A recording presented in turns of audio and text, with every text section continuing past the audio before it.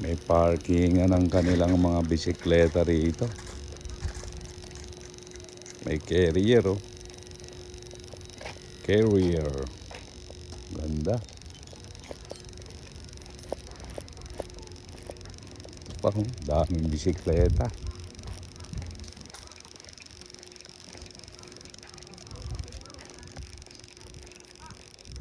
Cycle park.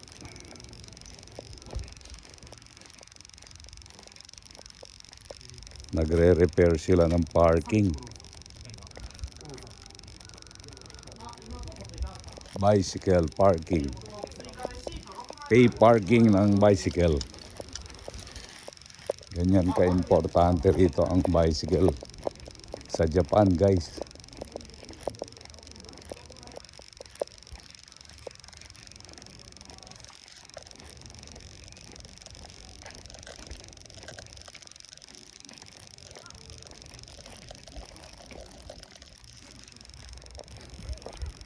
Second day natin, guys.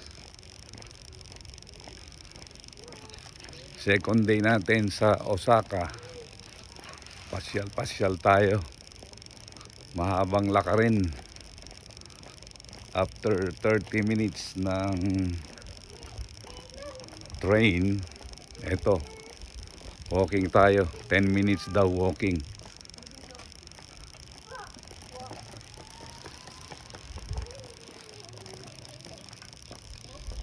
Ganda, no?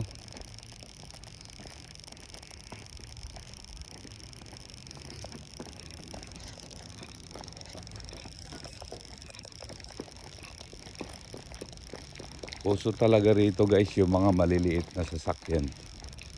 Ano, ito garden nila, oh. Garden. Napakatahimik na lugar.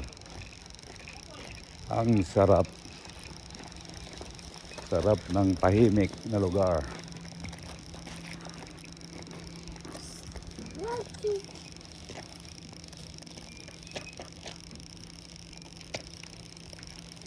Oh. Sa isang bahay, oh, naka-parking bisikleta, oh. Eh, apo namin. 2 years old.